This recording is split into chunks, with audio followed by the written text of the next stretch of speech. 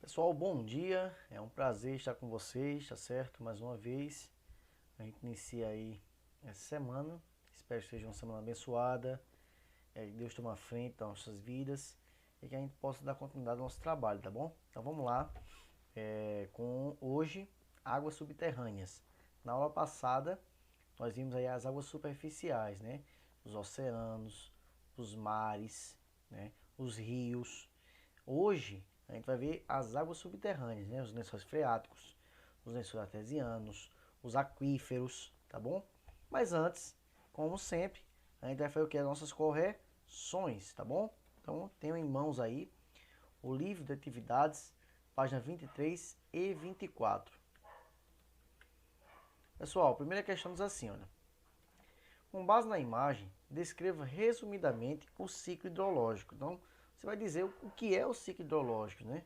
Aí aqui, ó, o aquecimento das águas dos rios, oceanos e lagos provoca a evaporação. Então, a água evapora, subindo a atmosfera. Quando chega à atmosfera, né, na forma de vapor de água. Dessa forma, ela sobe a atmosfera, né? Deixa eu ver aqui. Ao respirar, o vapor de água se condensa, formando nevoeiros e nuvens. Então a gente viu que ela ascende para a atmosfera, através da evaporação, aí ela se resfria e se condensa, formando nevoeiros e nuvens. Depois vai ocorrer o quê? A precipitação, que é a chuva. Então ocorre sempre esse ciclo, né? Evapora, se condensa e depois ela volta em forma líquida quando precipita, quando chove. Então basicamente é isso que é o ciclo hidrológico. Aqui está bem grande, aqui não precisa escrever tudo isso não, tá bom? Resume no que eu falei. Quarta questão. Em princípio, como se constata pelo ciclo hidrológico, a água é um recurso natural constantemente renovável. Contudo, diferentes interferências humanas afetam a qualidade da água para nosso próprio consumo. Cite exemplos de interferência humana, na letra A, nas águas dos rios. A poluição hídrica, né? Quando você coloca aí no esgoto aí doméstico junto aos rios, né? Os resíduos industriais jogados nos rios. Então são exemplos aí de quando se afeta essa água dos rios pela ação humana. Nas águas subterrâneas, que a gente vai estudar hoje, né? Com agrotóxicos, né? Provoca aí contaminação das águas subterrâneas, né? Os resíduos industriais. E aí são exemplos aí de interferência humana também, né, poluindo as águas subterrâneas. Letra C. E no volume das chuvas, pessoal? Quando você desmata, você altera o regime das chuvas. O processo de desertificação, né, as ilhas de calor, são exemplos de ações humanas aí que causam uma redução no volume de chuvas. E nos mares e oceanos, né? Poluição por produtos químicos, né? Também com questão de petróleo, vazamento de petróleo também causa aí problemas, poluição nos mares e oceanos. Aí aqui, quinta questão. No capítulo 5, no capítulo anterior, você constatou que as enchentes e as inundações são problemas que afetam milhares de pessoas que vivem nas áreas rurais e principalmente nas cidades atravessadas por rios. Analise a sequência das imagens. Em seguida, escreva um pequeno texto sobre algumas das principais causas para a ocorrência desses fenômenos no espaço urbano. Então, pessoal, isso aqui era pessoal, né? É um pessoal que você vai escrever um texto sobre essas imagens. Primeira imagem você vê a questão da poluição do céu, né? Do ar. Tá bem poluído aqui o ar. Na imagem 2, é aqui, ó, lixo jogado na rua, né? Você vê aqui o lixo jogado na rua. Na imagem 3, é aí a poluição do recurso hídrico, dos rios, olha, a poluição. É que você vai ver como se fosse uma inundação, né? Aí houve inundação. Então você vai fazer um texto falando justamente, falando sobre esses problemas e quem causa esses problemas, que é o ser humano, né? Então era bem simples aí, não tinha o que fazer não. Bem fácil. Próxima questão. É o 6, né? Vamos lá. O bloco diagrama a seguir representa duas bacias hidrográficas. Você consegue ver duas bacias aqui hidrográficas, tá certo? Uma do seu lado esquerdo e outra do seu lado direito.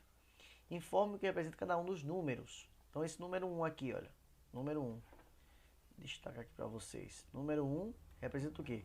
Divisores de águas, tá certo? O número 2 é onde nasce, são as nascentes lá em cima, beleza?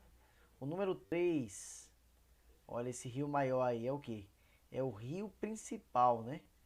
O rio principal. E o número 4, né, são os rios que abastecem esse rio principal, que são chamados de afluentes. Ok? Então aí está feito o esquemazinho, também não era difícil. Letra B. Sobre a ilustração, com uma seta, indique a direção da foz do rio principal em cada uma das bacias. Então aqui, ó, vai para cá, ó. Olha a seta aqui, ó. O rio principal está descendo aqui, indo para sua foz, tá bom? Então não tem mistério aí não, beleza? E aí a gente finaliza, pessoal, a correção e entra agora justamente no assunto que são águas subterrâneas. Vou pegar aqui o laserzinho para vocês poderem acompanhando onde eu estou lendo. Pronto, vamos lá. Pessoal, águas subterrâneas. A água tende a penetrar, né, as porosidades pela gravidade, formando em alguns lugares reservatórios subterrâneos. Isso quando chove, né?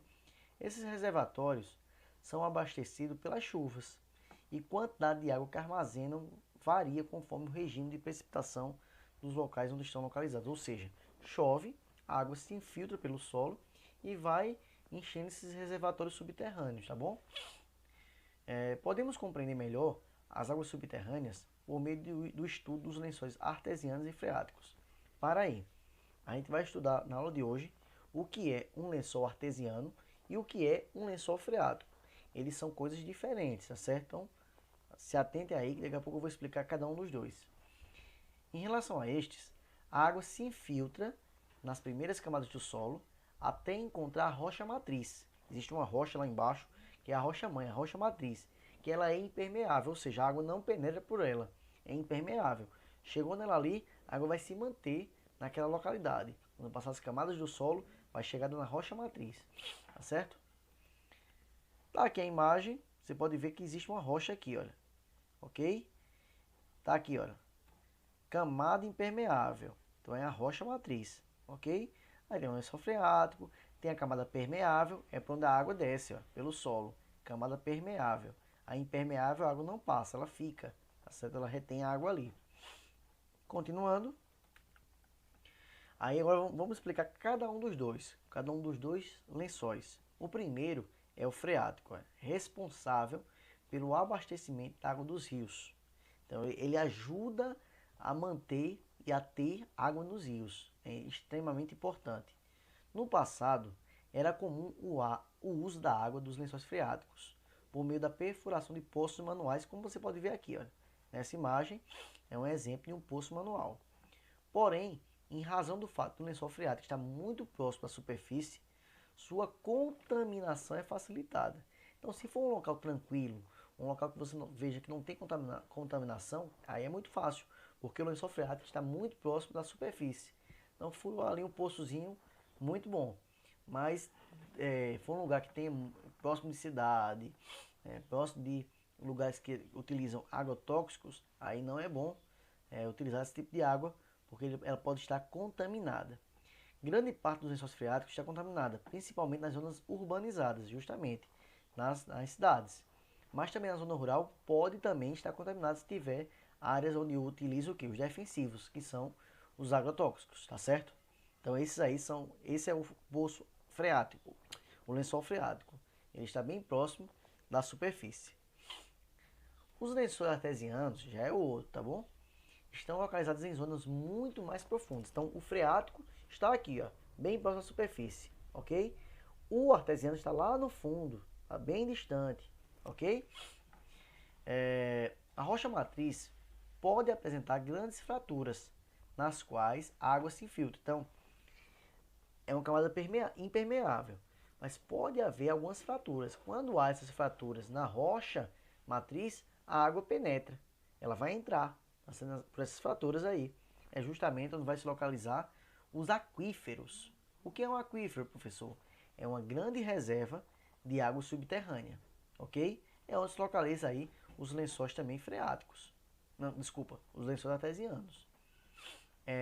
Estas são unidades rochosas ou sedimentos porosos e permeáveis, capazes de armazenar e transmitir grandes volumes de água subterrânea e cuja exploração é viável. Os lençóis artesianos, eles podem chegar até 3.000 metros de profundidade. É muito profundo, tá certo? O lençol artesiano. Por isso que ele é melhor de se utilizar essa água. Por quê? Porque é muito difícil ser poluído um lençol que está a 3.000 metros de profundidade, por exemplo. Então isso acaba sendo bom, né? Então aí serve para irrigação, serve para abastecimento de grandes cidades, né? E outra coisa interessante, ele pode jorrar com grande força, formando uma coluna de água. Então quando você perfura, você pode ter um jato extremamente forte de água subindo aos céus aí, que é justamente desse lençol artesiano. Os lençóis artesianos muitas vezes são contaminados por atividades humanas, principalmente agrotóxicos ou lixões a céu aberto. Então, pode sim acontecer a questão desse problema.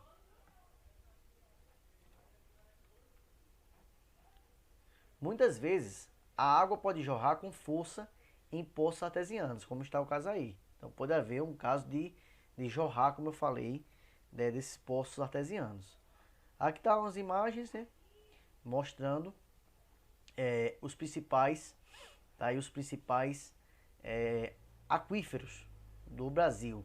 Então tem vários aquíferos aqui importantes. Vocês podem ver aí vários importantes aquíferos no Brasil.